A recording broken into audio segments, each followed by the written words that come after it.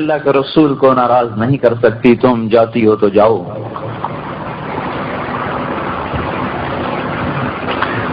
سائیوال میں ایک دھوبی کے بیٹے نے چلا لگایا، اس کی منگنی ہوئی تھی گاؤں میں، وہ شادی کی تاریخ طے ہوئی، درمیان میں وہ چلے کے لیے چلا گیا، چلے سے واپس آئے تو داڑھی رکھی ہوئی، بارات موقع پہ چلی گئی۔ تو ہمارے یہاں دستور ہے جب کہیں ہماری شادی ہو تو ذمہ دار بھی اس میں شریک ہوتے ہیں، تو وہ گاؤں کا جو ذمہ دار وہ بھی وہاں اپنے اس دھوبیوں کے گھر میں بیٹی کی شادی میں شریک۔ اب یہ بارات پہنچی، وہاں ہنگامہ ہو گیا، کہا ہم نے تو جب دیکھا تھا داڑھی نہیں تھی، تب اس کی داڑھی مڑاؤ، ہم تو تب نکاح دیں گے۔ تو وہ سارے بارات والے، ماں کیا، باپ کیا، بھائی کیا، چاچے کا، کوئی گل نہیں پتر ہوں مناچا پیچھے رکھ لیں، ہوں ساری عزت کا سوال ہے۔ وہ کہنے لگا ایک پاسے تہاڈی عزت ہے، ایک پاسے میرے رسول دی عزت ہے، ہوں تو صاحب پہ دسو میں کی کروں۔ پر جب آنکھوں پہ پردے پڑ جاتے ہیں تو دل پتھر ہو جاتے ہیں، کیا کروں، کیسے سمجھائیں، کہاں سے الفاظ لائیں جو دل میں اتر جائیں کہ یہ دھوکہ ہے جس میں آپ لوگ چل رہے ہیں، یہ تباہی کی زندگی ہے جس کو آپ نے اختیار کیا ہوا ہے، اس کا انجام ہلاکت ہے۔ ان کا کوئی نہیں اللہ بڑا غفور الرحیم ہے پتر، اللہ بڑا مہربان ہے، کوئی نہیں، اور سارے اس پر چڑھ گئے۔ انہوں نے کہا یہاں سے گردن اتار دو، داڑھی نہیں کٹ سکتی۔ تو لڑکیوں نے کہا ہم لڑکی نہیں دیتے۔ انہوں نے کہا نہ دو، میں اللہ کے رسول کو نہیں ناراض کر سکتا، سارے جہان کو آگ لگا سکتا۔ یہ سارا منظر ہنگامہ کھڑا کہ اچانک وہ ذمہ دار کھڑا ہوا، کبھی اے ساری بارات طور پہ میرے بوئے تے آ جاوے، ساری بارات میں خود ذمہ دار کا بیٹھا ہوں، دھوبی نو تھی دے نا سوکھا کام کوئی نہیں۔ ساری بارات اس نے اپنے ڈیرے پر بلائی، اپنی بچی کا نقد نکاح کر کے ساتھ بھیج دیا۔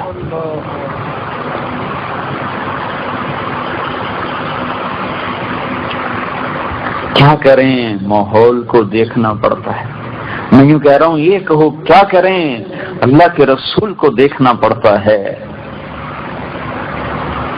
جس کی وفائیں صادق ہیں اور ان سب کی وفائیں کاذب ہیں، یہ غدار ہیں، کیا سگی اولاد کیوں نہ ہو،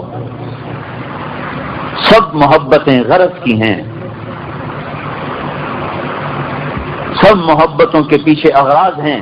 بیوی کی ایک خواہش پوری نہ کرو پھر دیکھو کیا ہوتا ہے، اور بیوی خاوند کی ایک بات نہ مانے پھر دیکھو کیا ہوتا ہے۔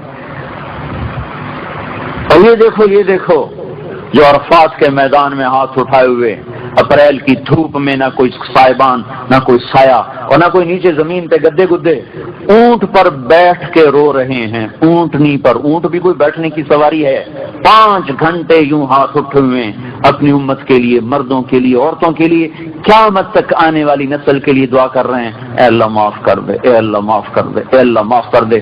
5 گھنٹے مسلسل دعا مانگی، اس کا کوئی حق نہیں بنتا۔ چونکہ میاں شادی آ رہی، فلاں بھی راضی کرو، فلاں بھی مناؤ، انہوں بھی مناؤ، انہوں بھی مناؤ، انہوں بھی مناؤ۔ ارے کوئی یہ بھی تو سوچے کہ رسول اللہ کو بھی مناؤ، کہ ہماری شادی میں کوئی ایسا کام نہ ہو جس سے اللہ کا رسول ناراض ہو جائے، ہمارے گھروں میں کوئی ایسا کام نہ ہو جس سے اللہ کا رسول ناراض ہو جائے، یا تو اس کو سامنا نہ ہو، مطلب یا تو ہم نے مر کے ان کا سامنا نہیں کرنا، کہیں پاسے ہمارا حساب ہو جانا ہے تو ٹھیک ہے، لیکن اگر سامنا ہونا ہے اور آنکھوں سے آنکھیں چار ہونی ہیں تو دیکھو میں ہاتھ جوڑ رہا ہوں، اس دن کی ذلت بہت بڑی ہے آج کی ذلت سے، اس دن کی رسوائی بہت۔ اگر اتنا ہی کہہ دیا اللہ کے رسول نے تمہیں میرا خیال نہ آیا تو بتاؤ کہاں جائیں گے؟ موت تو ہے نہیں کہ مر کے اپنے آپ کو مٹا دیں، یہاں تو لوگ اپنے آپ کو شوٹ کر دیتے ہیں کہ میں اب زندہ رہنے کے قابل نہیں، یہاں کہاں سے گولی لائے گا مارنے کے لیے اپنے آپ کو؟ اللہ کا رسول نے اتنا کہہ دیا ہے تمہیں میرا خیال ہی نہ آیا، تم نے میری بیٹی فاطمہ کو ہی نہ دیکھا،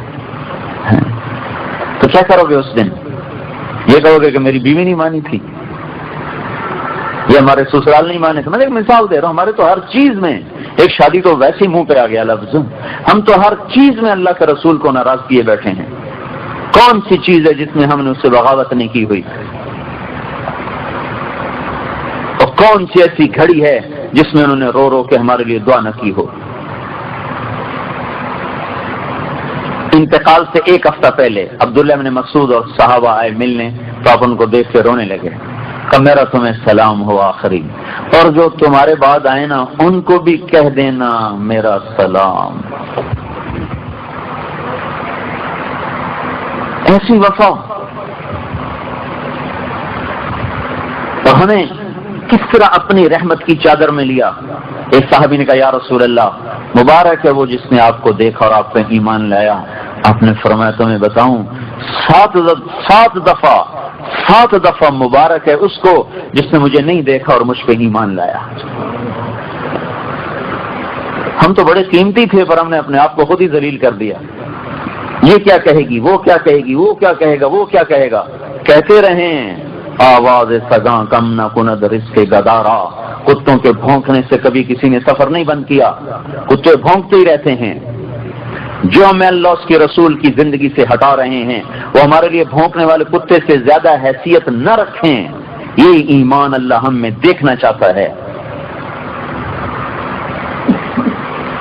اور یہ گھر بیٹھے نہیں حاصل ہوتا، اس لیے ہم اپنی عورتوں کو بھی نکال کے لائے ہیں اور خود بھی نکلے پڑے ہیں. کس کے لیے؟ یکسوئی کے ساتھ بیٹھ کر اللہ کے، آخرت کے، رسالت کے، جنت کے تذکرے کر کر کے دل میں اتر جائے. حضرت عمر رضی اللہ تعالیٰ عنہ رات کو گشت کر رہے، ایک عورت چرخہ کاٹ رہی. علیک صلاۃ اللہ و صلاۃ الابرار. رسول اللہ صلی اللہ علیہ وسلم کی یاد میں شعر پڑھ رہی کہ آپ پہ درود و سلام ہو اللہ کا اور اللہ کے نیک بندوں کا. کنت تقیا حجیئا بالاسحار. آپ وہ تھے جو راتوں کو اٹھ کے رویا کرتے تھے اور اللہ سے ڈرنے والے تھے. پتہ نہیں میرا رب مجھے آپ سے قیامت کے دن ملنے دے گا کہ نہیں ملنے دے گا. والدہر علی الاطوار. زمانہ رنگ بدلتا ہے، ایسے ہی عمل بھی بدلتا ہے. پتہ نہیں کس حال میں موت آتی ہے. آپ کے ساتھ ملاقات ہو کہ نہ ہو.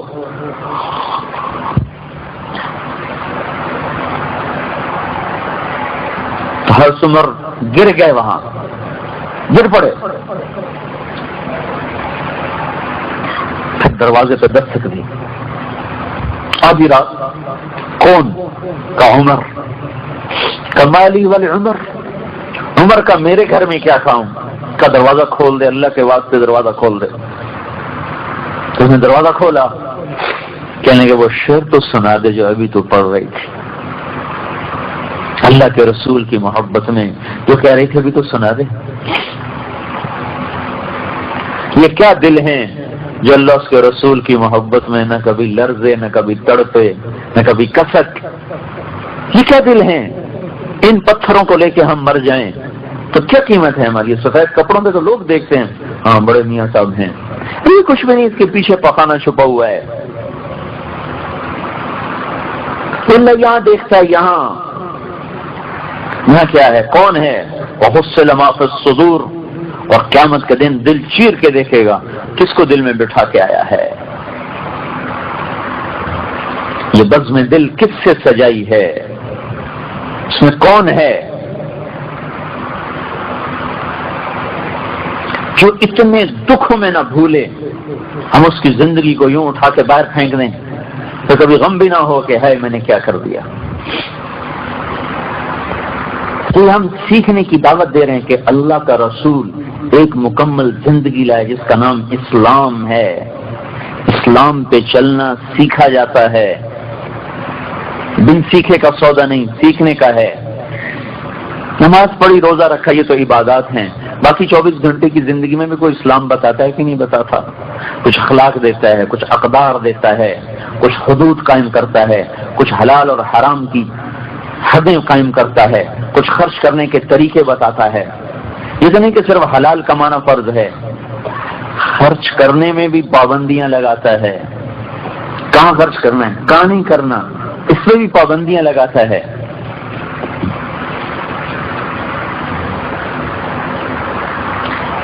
کمائی میں بھی آزاد نہیں چھوڑا، طریقے بتائے. آج وہ بھی اڑ گئے، انہیں کسی کو پتہ ہے حلال کیا نہ حرام کیا ہے، نہ پوچھتے ہیں. پھر جو حلال کمانے والے ہیں ان کے لیے بھی آگے طریقہ بتایا ہے خرچ کرنے کا. ان میں بھی آزاد نہیں چھوڑا کہ جہاں جو مرضی کھپا دیا لگا دیا، 5 لاکھ 10 لاکھ صرف ٹوائلٹ پہ لگا دیا. اس سے غریب آدمی کا گھر بن سکتا تھا. تو اللہ پوچھے گا نہیں یہ اتنے کیوں خرچ کیے تھے یہاں؟ بھائی ہماری حلال کی کمائی، تو حلال کی کمائی اس طرح ضائع کرنے کی ہے، کوئی سوال جواب نہیں ہونے والا. ایک ایک جوڑے پر لاکھوں روپے لگا دیے، کوئی سوال جواب ہونے والا نہیں ہے. 10 برس کے بعد حضرت عمر کو بیٹے نے خواب میں دیکھا، پسینہ پسینہ اور یوں ماتھے سے پسینہ پونچھ رہے. ابا جان کیا ہوا؟ کہا بیٹا آج حکومت کے حساب سے فارغ ہوا ہوں. 10 سال حکومت کی، 10 سال کے بعد خواب میں بیٹے نے دیکھا اور پسینہ پسینہ کا بیٹا آج حکومت کے حساب سے فارغ ہوا ہوں. عمر جیسا حساب دیتے پسینے پسینے ہو جائے، یہ آج کی عورتیں کیا حساب دیں گی جو اسراف کے، اور یہ مرد کیا حساب دیں گے، یا میں اور آپ کیا حساب دیں گے جہاں ہماری کمائی آزاد، ہمارا خرچ آزاد.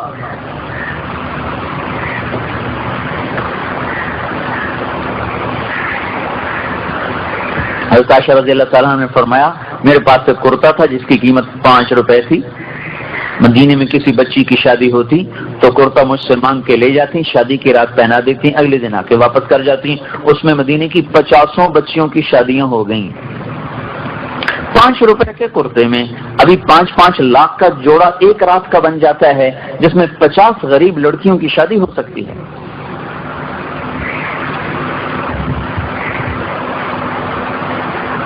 ہم نے یہ زندگی سیکھی نہیں. معاشرت اللہ کے رسول کی، آپ کو پتہ نہیں ایک سوال مستقل ہے، ان مالی، پیسہ میں نہیں نکتا ہوں کہاں سے کمایا تھا، یہ ایک سوال ہے.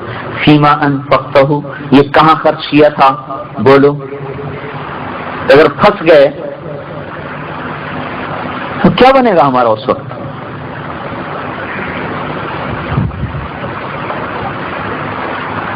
ایک صحابی ہے، یا رسول اللہ میرا نوکر ہے، وہ غلطی کرتا ہے، میں سزا دیتا ہوں، تو اس میں کیا قصہ ہے، کیا حکم ہے؟ آپ نے فرمایا اگر اس کی غلطی اور تیری سزا برابر ہے پھر چھٹ جاؤ گے، اگر اس کی غلطی کم اور تیری سزا زیادہ تو پکڑے جاؤ گے. تو زارو قطار رونے لگے گا، یا رسول اللہ پھر اس کا حل یہی ہے کہ میں اسے آزاد ہی کرتا ہوں. یہاں تک ترازو کو قائم کیا جائے گا.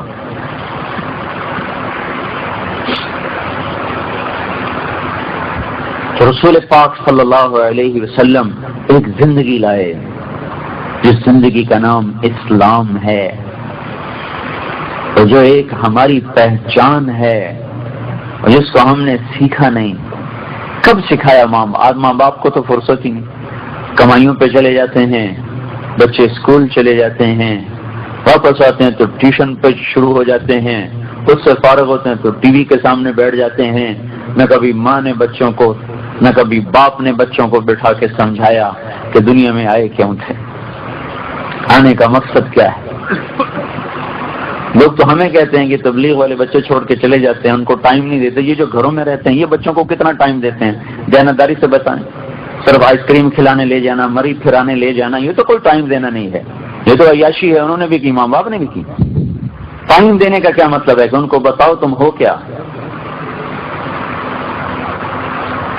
کس لیے آئے ہو، کیا مقصد ہے.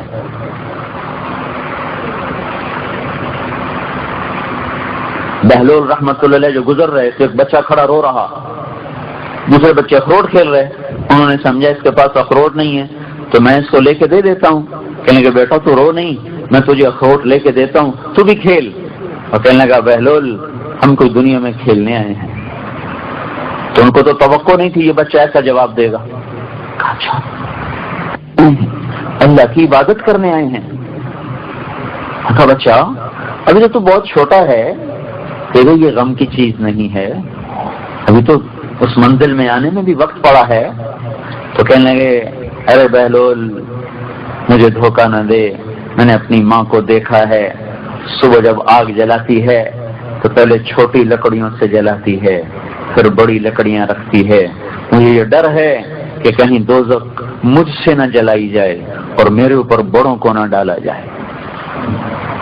اور یہ سن کے بہلول تو بے ہوش ہو کے گر گئے. کسی ماں نے اس بچے کو وقت دیا ہے. کون سا وقت آپ لوگ دیتے ہیں اپنے بچوں کو جس میں ان کو آپ مقصد زندگی سمجھائیں؟ اسکول کالج تو ہمیں کچھ بھی نہیں سمجھا رہے. وہ کیا سمجھا رہے ہیں؟ وہ تو کمائی کے طریقے سمجھا رہے ہیں، انسانیت کو نہیں سکھا رہے، انسان ہونا تو نہیں سمجھا رہے ہم. پھر آپ اپنی اولاد کو سکھا بھی رہے ہیں تو خالی ان کو کاروبار سکھا رہے ہیں، ان کو انسان ہونا کب سکھا رہے ہیں؟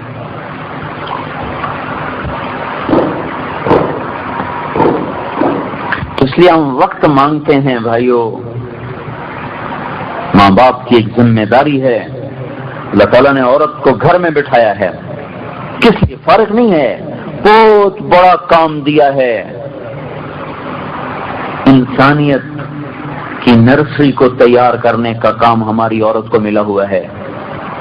اس لیے سارے کام اللہ نے مرد کے ذمہ لگا دی. کما کے بھی لاؤ، بازار سے کوئی سودا تو وہ بھی لا کے دو، اس کو گھر میں رکھو، اس کو پردے کی چیز بنا. عورت کہتے ہیں پردے کو عورت کا نام ہی پردہ ہے. اور اس کا اسلام نے ایسا پردہ رکھا ہے کہ اس کے نام کے اظہار کو بھی پسند نہیں فرمایا. چاہے جائے کہ وہ کھلے بال بازار میں پھرے. پورے قرآن میں کسی ایک عورت کا نام نہیں ہے، صرف حضرت مریم کا نام ہے قرآن میں بس. باقی سارا قرآن آپ الف لام سے شروع کریں اور والناس تک پہنچ جائیں، آپ کو ایک عورت کا نام نہیں ملے گا. مریم علیہ السلام کا نام قرآن میں جو آیا ہے وہ اس وجہ سے آیا کہ ان کے بیٹے کو لوگوں نے کہا یہ اللہ کا بیٹا ہے، تو اس پر اللہ تعالیٰ نے اس الزام کو صاف کیا کہ ذالک عیسی ابن مریم، سنبھل کے بولو میرا نہیں مریم کا بیٹا ہے. باقی جہاں بھی عورت کا نام آیا تو امرات و فرعون کی بیوی. تو اگر اللہ آسیہ کہہ دیتا تو کیا حرج تھا؟ تاریخ میں ہے نام.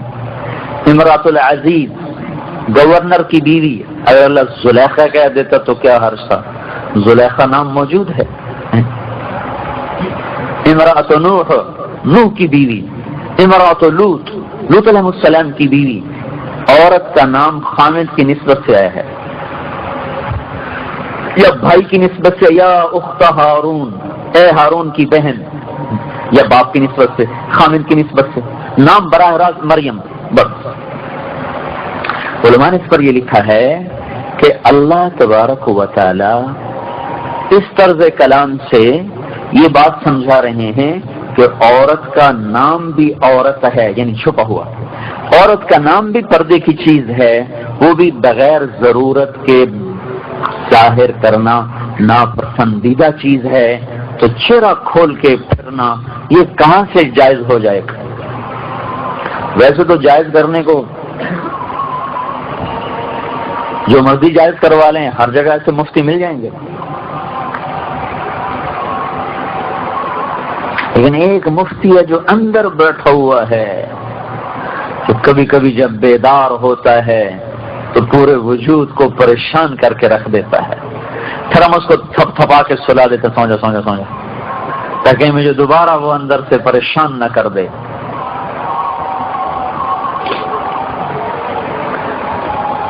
تو وہ گھر کیوں بٹھایا ہے؟ ایک امت کی تعمیر ہے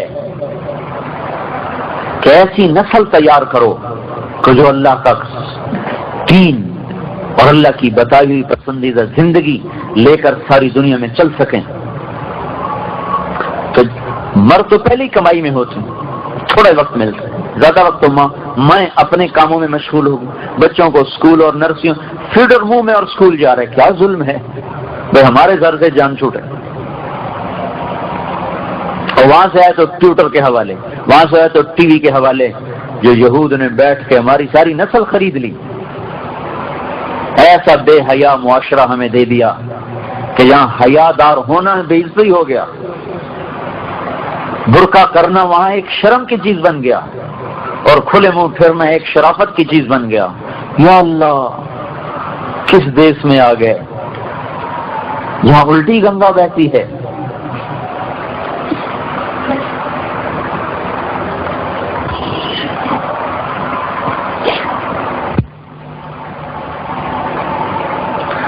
ہماری عورتوں کے ذمہ اللہ نے بہت بڑا وَقَرْنَ فِي بُيُوتِكُنَّ، بیٹھ جاؤ گھروں میں.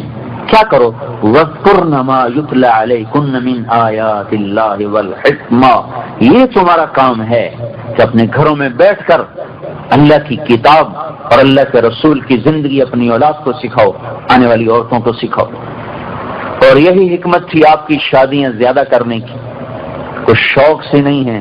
اگر آپ شوق سے شادی کرتے تو 25 سال کی عمر میں 40 سال کی 2 دفعہ بیوہ عورت سے کیوں شادی کرتے؟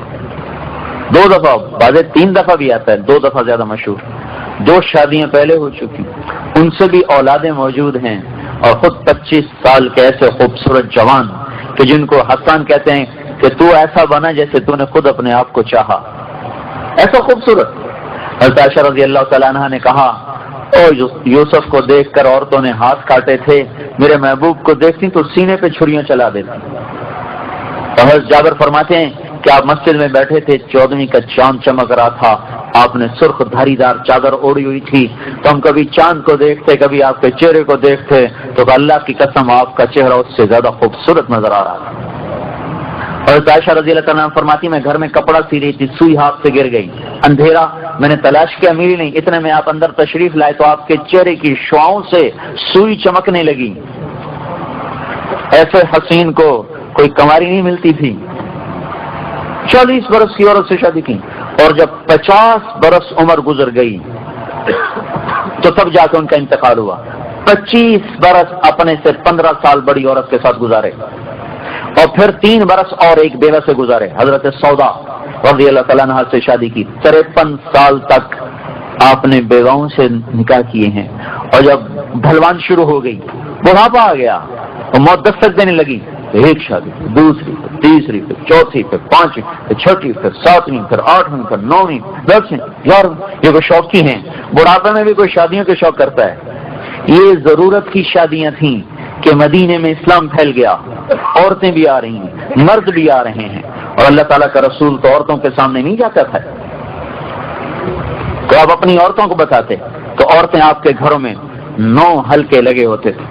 2 تو آپ کی زندگی میں وفات پا گئی، حضرت خدیجہ اور حضرت زینب بنت خزیمہ رضی اللہ تعالیٰ عنہا، یہ دونوں آپ کی زندگی میں وفات پا گئی. باقی 9 بیویاں ہیں، اور 9 کے 9 میں علم سکھایا جا رہا، حدیث سکھائی جا رہی، دین سکھایا جا رہا. کیونکہ وہاں کوئی صفائی کا کام ہی کوئی نہیں، نہ کوئی برتن کی دھلائی کا کام ہے، 2 مہینے روٹی نہیں پکتی، نہ وہ کوئی کڑھائی کا کام ہے، ایک جوڑا ہے، نہ کوئی ڈیکوریشن ہے کہ سوائے ایک لحاف کے ہے ہی کچھ نہیں. حضرت عائشہ رضی اللہ تعالیٰ عنہ کے گھر میں ایک انصاری عورت آئی، دیکھا تو آپ کی رضائی پھٹی ہوئی تھی، رسول اللہ کی رضائی پھٹی ہوئی. وہ گئی اور فوراً جا کر ایک نئی پھولدار رضائی بھیجی، کہیے میری طرف سے. حضرت عائشہ بڑی خوش ہوئی، عمر بھی چھوٹی تھی. اتنے میں آپ تشریف لے کر عائشہ یہ کیا؟ کہ یا رسول اللہ آپ کی رضائی پھٹی ہوئی دیکھ کر یہ فلاں انصاری بہن نے یہ مجھے ہدیہ کی، یہ آپ کے لیے. آپ نے فرمایا عائشہ میں چاہتا تو یہ عہد پہاڑ میرے لیے سونا بن کے حاضر ہو جاتا، میں نے اس زندگی کو خود ٹھکرایا ہے، یہ رضائی واپس کر دے. اب حضرت عائشہ رضی اللہ عنہا لاڈلی بھی تھیں، ان کا نہیں یا رسول اللہ مجھے بڑی اچھی لگی ہے، میں کیوں واپس کروں؟ آپ نے کہا عائشہ رسول اللہ اور یہ رضائی ایک گھر میں جمع نہیں ہو سکتے، واپس کروا دی.